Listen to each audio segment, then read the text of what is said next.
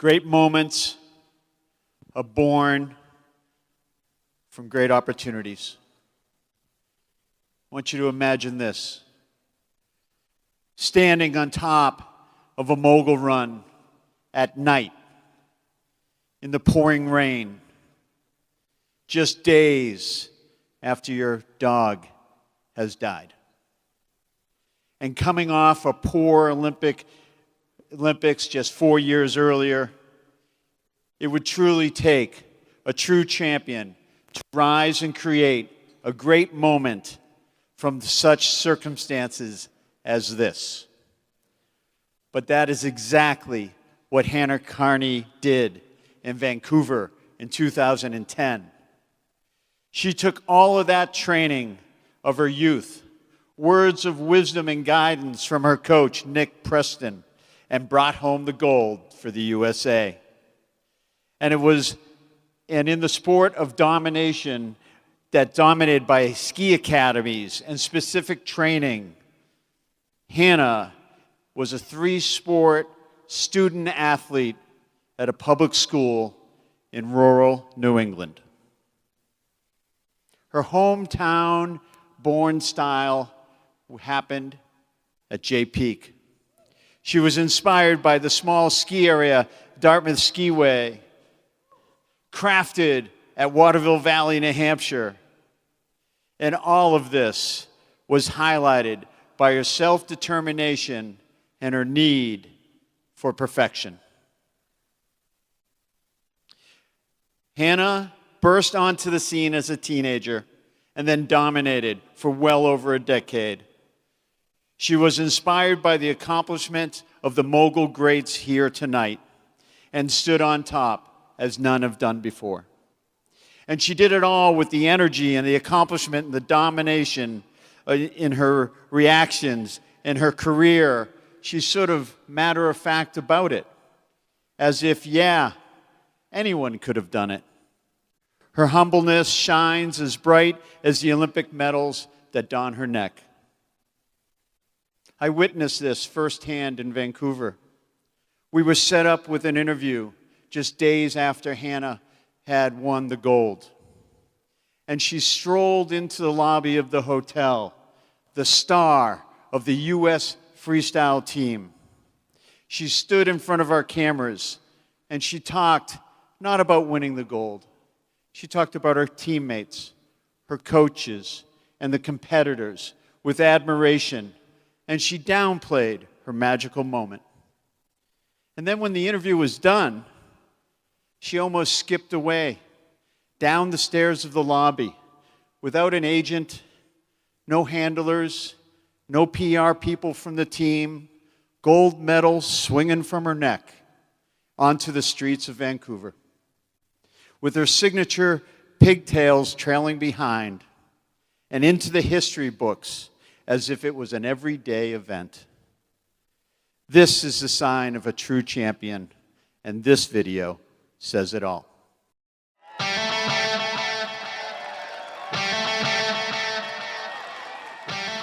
laid-out backflip and on her way to victory by 4,300. How about some noise for Hannah Kearney? Hannah Kearney, a mogul skiing legend, became one of the most accomplished athletes in the history of freestyle skiing. Known for her perseverance, technical skill, and dedication. A dominant force in her sport for over a decade, Kearney won 2 Olympic medals. But the real testament to her perseverance came with her 46 World Cup mogul victories, matching the record set by Hall of Famer Donna Weinbraun. Kearney's journey began in the Olympic-rich village of Norwich, Vermont. She started skiing at 2, and it became clear she had a special affinity for the sport.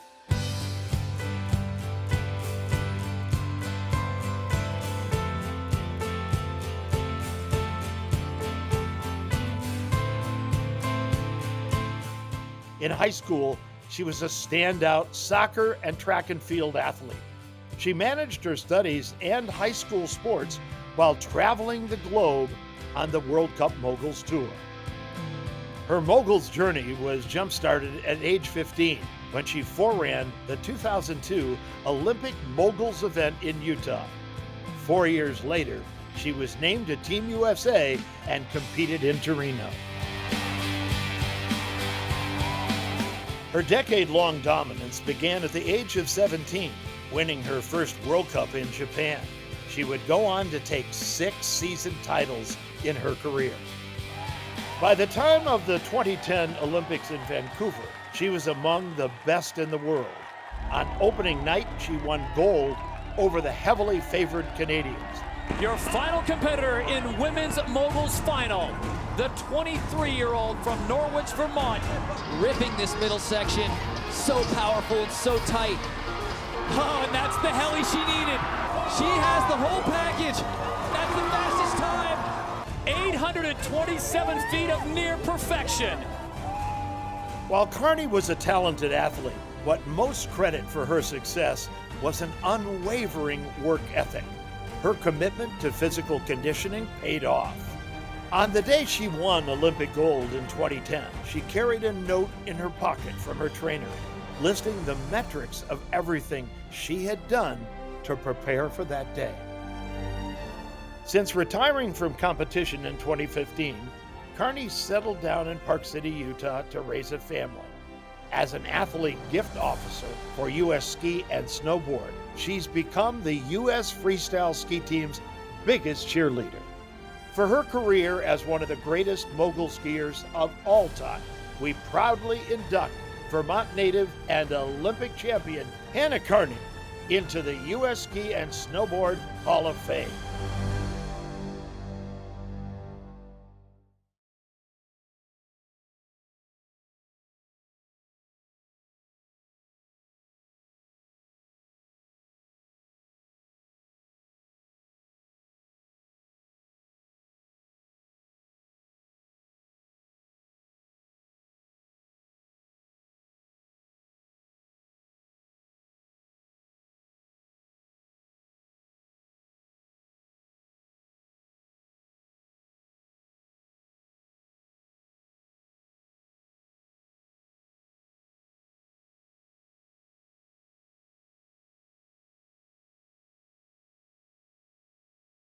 Skiers and snowboarders in America, we hereby bestow upon you, here in the Olympic Village of Lake Placid, our country's highest snow sports award, the Hall of Fame Medal of Honor, and confer upon you from this day forward induction into the U.S. Ski and Snowboard Hall of Fame, where your accomplishments will be remembered forever.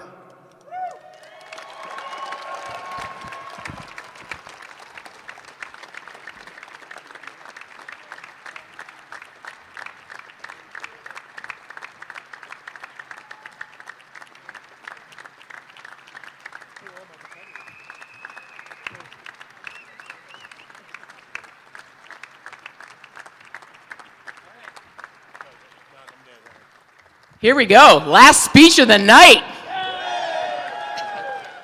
I timed it today, it was 9.5 minutes, but it didn't count this part. Feels good to have some adrenaline again. It's been a few years and it feels a bit like I'm in the start gate. I was told not to thank people tonight, but obviously everyone else broke that rule.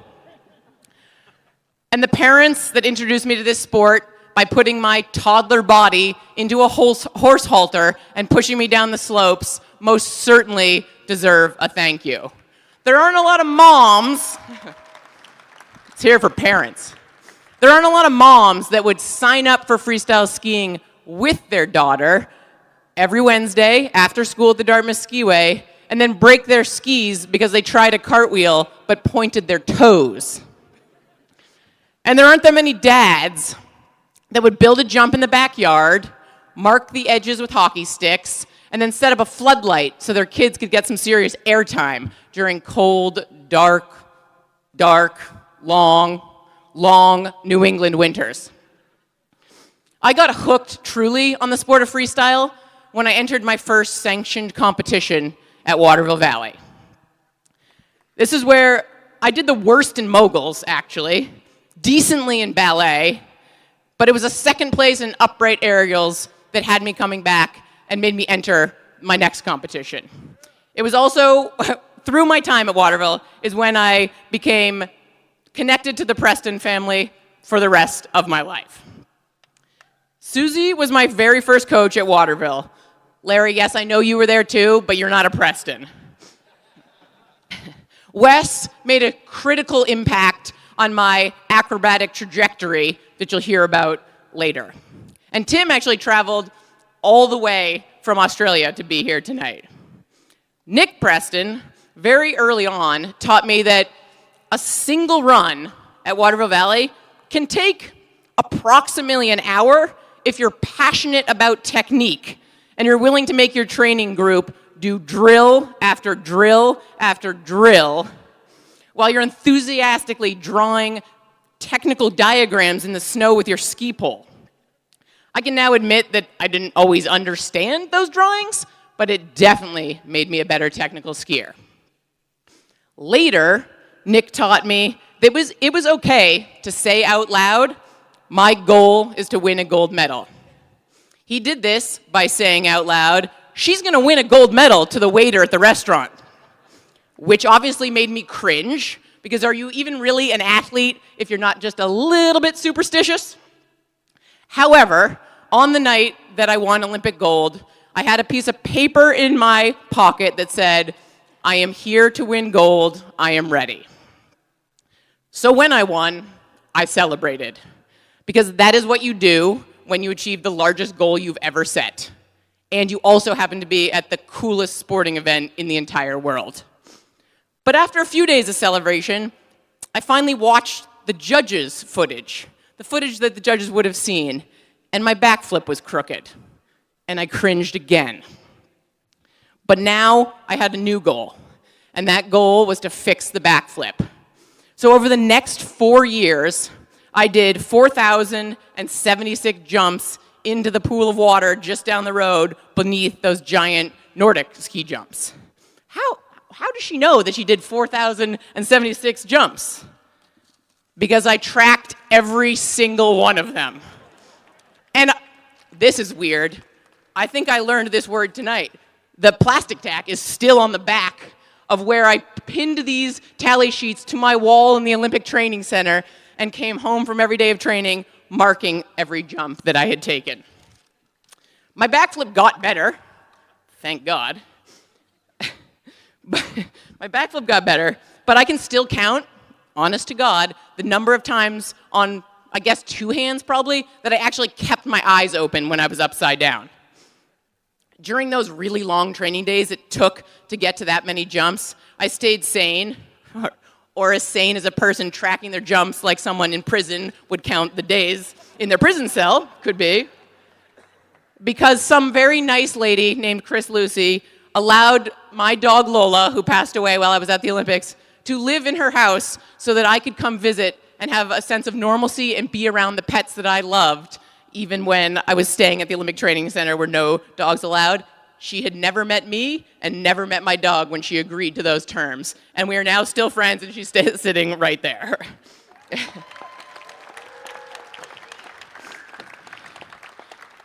My transitions tonight could use some work. When I was a young athlete on the US ski team, I thought I was coachable. Because I thought I worked hard, I was wrong on both accounts. I was stubborn, opinionated, and not always the best teammate. Luckily, I had coaches, the ones that escorted me up here tonight, that believed in me anyway. Liz McIntyre pushed me to be better because she saw potential. By the time I had turned the potential into results, Garth Hager knew what I needed, and it wasn't usually traditional coaching. Garth knew that I needed someone to help me pick my line. He knew I needed a video of Kingsbury exiting the top air before my comp day. And he knew I needed someone to pay attention to the forecast and wax my skis the night before the Olympics without telling me until 4 days later. I won the time points in Vancouver. It turns out I actually also needed someone to rescue my father. So hold on for a second. took a crash while training in Zermatt, and unfortunately had to get airlifted very dramatically off the glacier. Garth also got a very cool picture of that. I had a contused liver and broken ribs. Contused enough that I was in the ICU on bed rest for 2 days and not allowed to leave my hospital room for what ended up being 5. So, like a good father, my dad flew over from New England to help me. And I sent him back up the valley to the big Zermatt mountaintop to my hotel room to collect my bags that I was not going to be able to get. And I said, you might as well go on a hike while you're up there. I'm a terrible companion because I'm stuck in a hospital bed. And so he went on this hike. But while I was stuck in my hospital bed on that fateful day, I received a text message that was 2 words. It said, heart, help. I had my own mini heart attack, and then I called Garth. Thank goodness it was a weather day on the glacier. Garth was not up coaching the other athletes. He ran out the door within 5 seconds, sprinted up the mountain, and found my dad on the side of the trail. My dad also got airlifted out of Zermatt that same week, and they took him to a different hospital. During those 5 days in the hospital, Brittany and Eliza were the only teammates to come visit me. Yes, I was keeping track. It is no surprise that they are also the 2 teammates here tonight. Teammates are the ones who made the long, rigorous, competitive, very stressful World Cup tour fun. And I distinctly remember a Valentine's Day in Tokyo when Eliza regrettably purchased a samurai sword at the first stop of the day and then had to trek it around the city for the next 5-6 hours. I told you my transitions needed work. My stomach felt like I was getting stabbed with a samurai sword. The day we were landing from competing in the Arctic Circle, landing in Helsinki, coming back to daylight, but the pain in my stomach was so bad that I fainted. The teammate sitting next to me did get the attention of the flight crew, but he stepped over my unconscious body and made his connection to Paris. Scott Rawls stayed with me. He followed the ambulance to the Helsinki hospital, and we spent, as I had come to consciousness now, spent the next several hours by my bedside navigating the Finnish medical system, which would have been a horrible experience alone and in pain. Rawls always had my back, which is why I forgave him when his dog bit me a few years later. I've also forgiven the teammate who stepped over my unconscious body. In fact, I married him and gave birth to his daughter.